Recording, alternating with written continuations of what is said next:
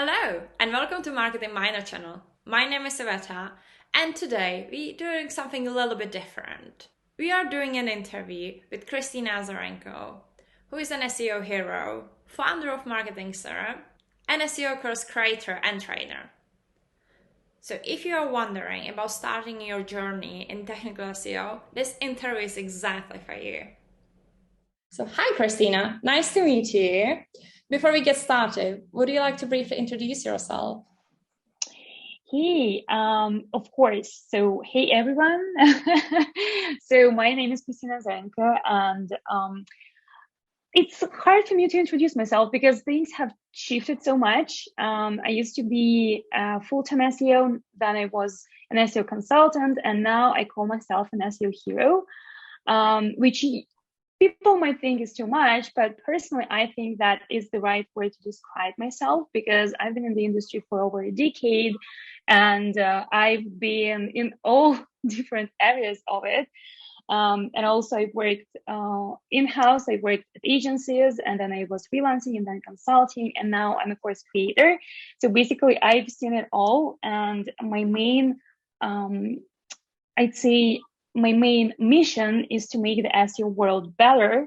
I just did it in different ways, but currently I'm helping people to learn SEO properly, to know the SEO world and SEO things correctly, and do a really good job when it comes to SEO. So yeah, that's me. And I used to be based in Toronto, Ontario, Canada. Now I'm in Alberta. That's something that I need to get used to say when I introduce myself as well, because I just moved. Yeah, but that's basically me, and I'm happy to be here. Oh, that's incredible. Thank you for introducing yourself as well. Like, what even made you start your journey in tech SEO? So it's also a great question. So when I started with a course, with an SEO course over 10 years ago, when I did it, I had no idea what a website was. So like, I have no idea how I even signed up for that course because I didn't know anything. I was like, okay, SEO sounds interesting. Okay, let's go. And I spent, I think, two of my salaries on this. And then I started like learning. I completely fell in love with SEO. I was then working as a debt collector at a watch factory, and I took 2 weeks off just because I really wanted to learn SEO. I remember myself reading blogs all the time, like 8 hours a day, and sometimes a lot of times being intimidated by SEO and technical world because I didn't think that I was tech savvy. I didn't know anything, as I said, about websites. So like adding an XML sitemap to a root folder sounded like foreign language to me. So yeah, but that's how it started. And then after this course, I landed a junior SEO job, and then I was really fascinated by the technical SEO side specifically. Especially, I started finding different issues and fixing them. I fell in love completely. What would you say is your proudest achievement so far in your career? So I'd say in my SEO career, I mean, I don't have a usual SEO career. Who does, honestly?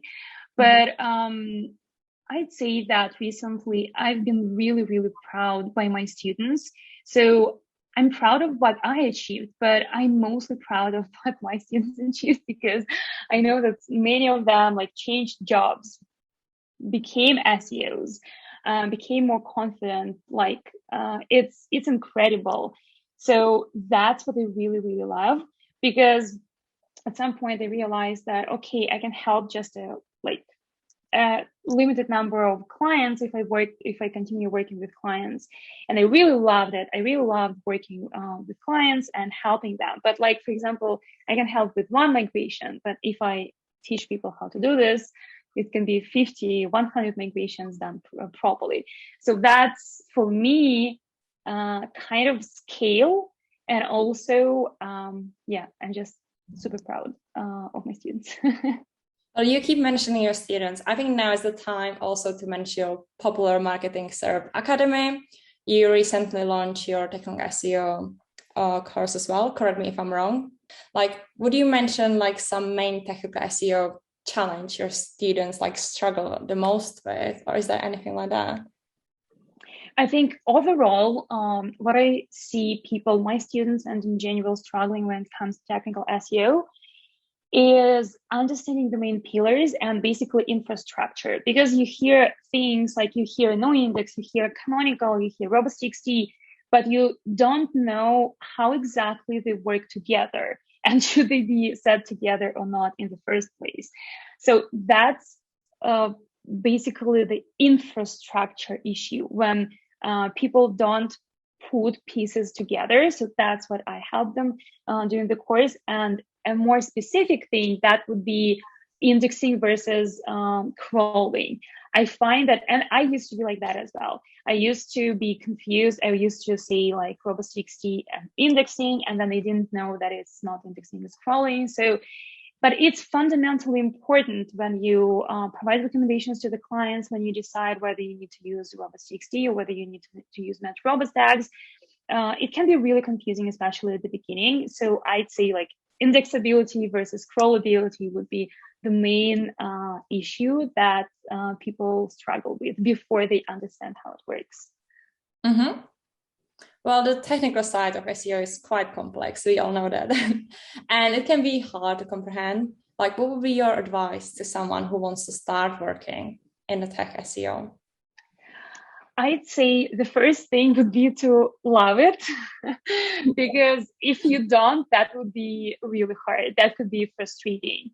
The second thing is be okay, be okay, be feeling intimidated and silly sometimes, because honestly, after 2, 3, 5, 10 years, you still have things to learn. And sometimes it's so funny for me to hear people saying, oh, like I'm an expert, I've been in SEO for like 6 months. But that's how all people feel when they start, right? But when it comes to technical SEO, yeah, you can feel intimidated a lot of times, and that's totally fine. I'd say that in order to be good at it, you need to understand the core pillars of technical SEO and go from there. For me, that would be understanding the pages that you want Google to rank, the pages that you don't want Google to rank, and page experience. And all the technical SEO tools, and I'm not talking about Marketing Miner right now or Google Search Console. I mean tools that you can, like for example, no index tag, robots.txt. Let's call these things tools for your technical SEO. So how to use those tools in order to make sure that the right pages are ranking, that the pages that you don't want Google to see or rank, they're handled properly as well. And how do you make sure that the experience is good? For example, when it comes to page speed. So that for me would be understanding the infrastructure of technical SEO and not feeling bad or sad because you are intimidated by it. That's totally fine. Everyone's been there. I wish I would hear this advice when I started. No, I really love it. And yeah, totally feel with it. But would you say what would be like a top 3 core skills that any technical SEO specialist should have if they want to succeed? Yeah, I'd say that that would be, for me, that would be tech savviness and resourcefulness, 100%.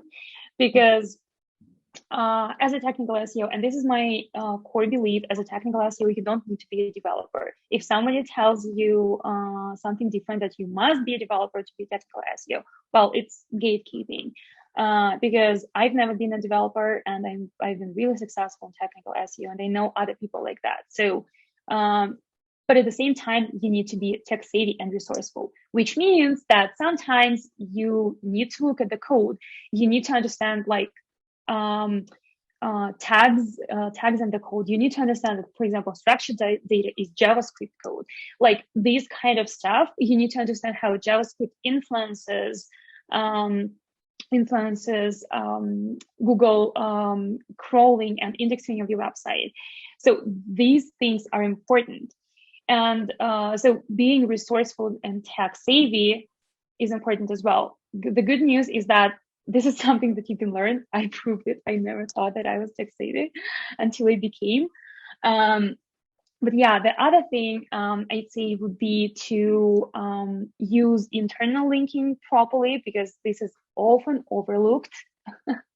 People are chasing external links all the time, but they forget about internal linking, different schemes and structures, and there are many ways to add internal links at scale. And also, I'd say the third thing is to understand what pages on the website. So basically, knowing how to make sure that the right pages on the website are indexed and are ranking. And I'll give you a quick example. At some point when I was moving homes, I needed to quickly pull up some documents from corporation scan the website, and I Googled specific documents and how to download them. So I got to the page where I could insert like my information and download those documents. And I thought, oh my God, what if this page were not indexed? What if I needed, like, what would I do? I would not scroll the website to find the page. I would not, like, if it's not in Google's index and it's important for people, I would not be able to pull up those documents quickly. And that would be bad for me. But when it comes to, for example, e-commerce websites, let's say, right? When you don't have your categories or your products indexed, you have issues with your canonicalizations, with duplicate content. Well, it means that the website is losing money. And it means that as a technical SEO, one of the skills that you need to have is to make sure that the right pages, it actually more skills under this umbrella, but just let's pretend it's one skill. You need to make sure that all the pages that you want get ranked and indexed by Google are indexed and ranked by Google. Mm-hmm. That kind of, I think, touched my next question too, because I wanted to ask you what SEO tactics do you think are underrated? And you kind of started with internal linkings and stuff. So are there any SEO tactics you think that are underrated other than that? Yeah, other than internal linking, I think what's underrated is SEO basics.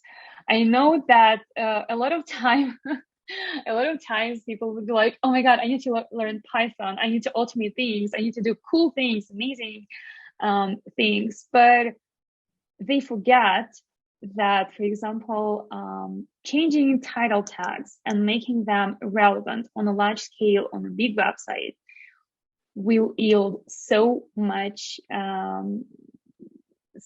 success that it's really important to pay attention to the basics. It's still cool to implement SEO basics.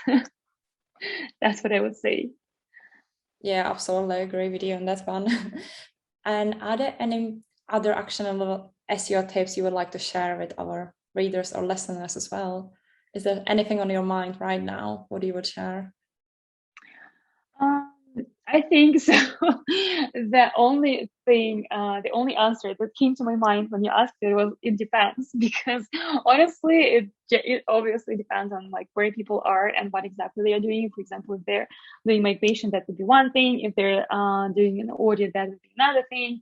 But I'd say something that will work for everyone, and that would be don't stop learning and learn from all people you can get to. Some mentors can be those people, like get mentors, and your mentors might not be people who you see all the time, for example, on your job. Those people might not even know about you, but just make sure you learn from all the people that you can. There is so much information, especially when you know who to follow. So like, for example, on Twitter and LinkedIn, you can find so much.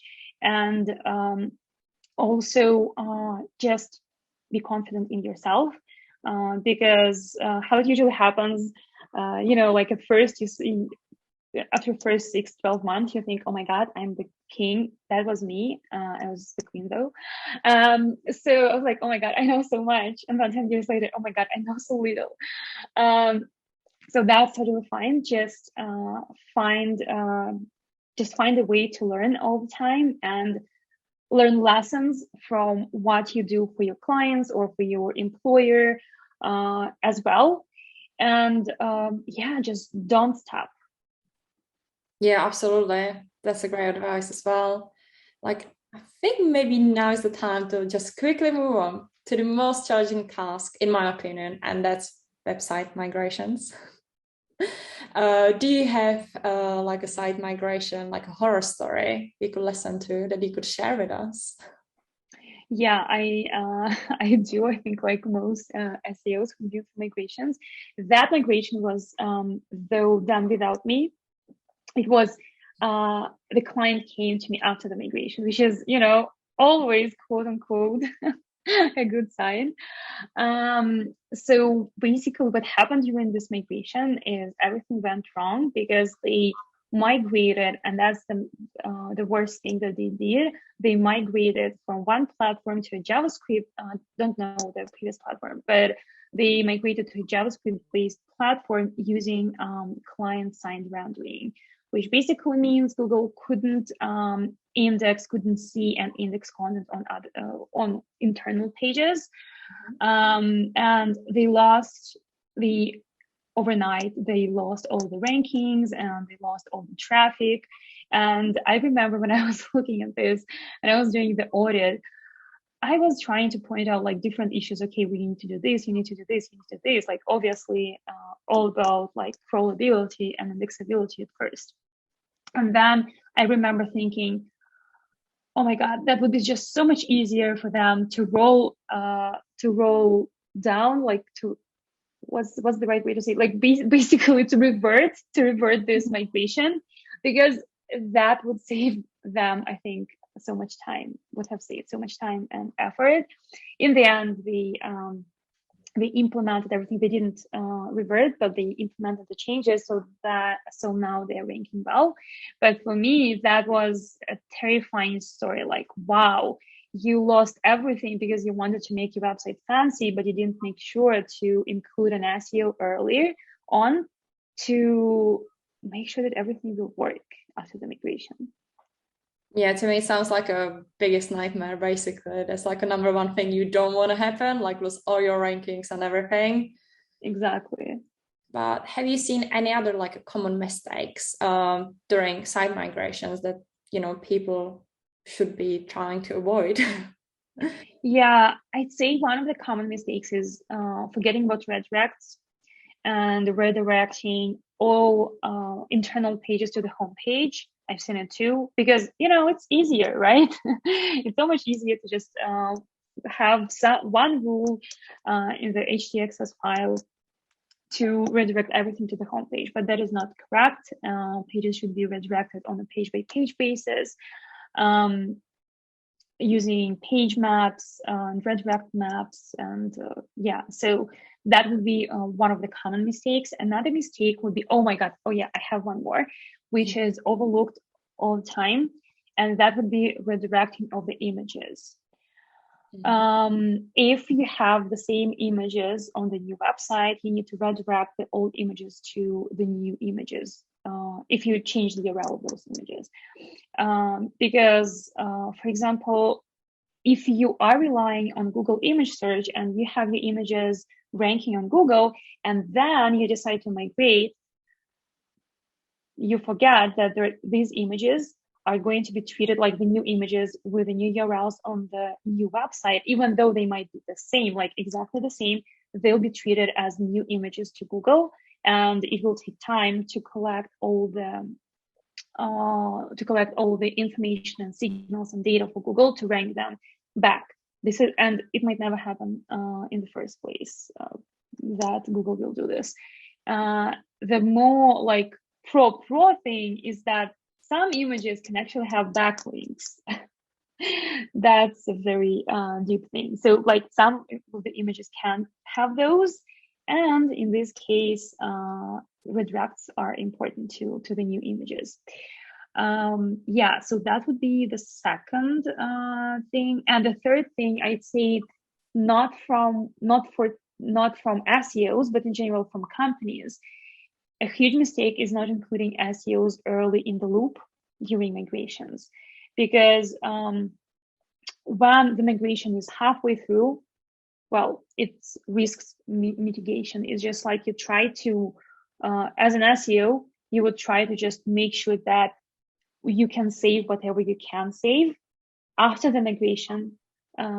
If something went wrong, well, there will be some period, if it's fixed, even if it's fixed quite quickly, there will be some time where you won't have rankings anyway, or like you lose rankings, or they will decrease.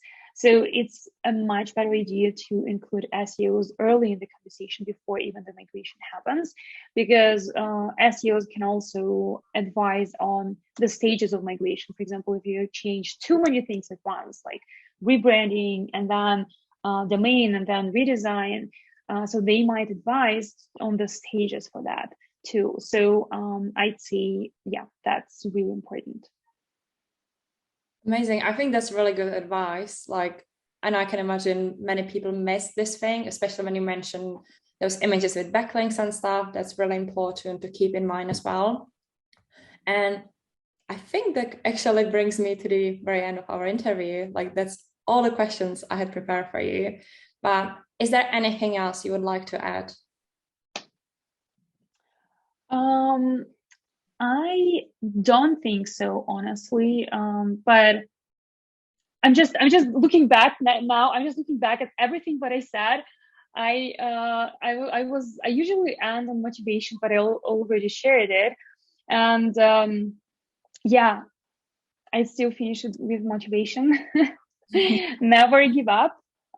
Even in SEO, especially in SEO, it's a tough industry where the threshold is really low, like just threshold to come to the industry is really low, but then to be really great, the threshold is super high.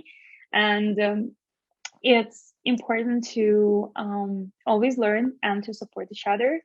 And yeah, just be awesome. Well, thank you so much, Kristina, for your time, and for chatting with us. I really appreciate that you had some time for us. And it was great to, get to know a little bit more about you and your technical SEO experience. Hopefully it will encourage and motivate more people to start working in tech SEO. I think it's very needed nowadays. And I think we actually covered lots in such a short period of time. Like, would you like to also add where people can reach you for more technical SEO advice?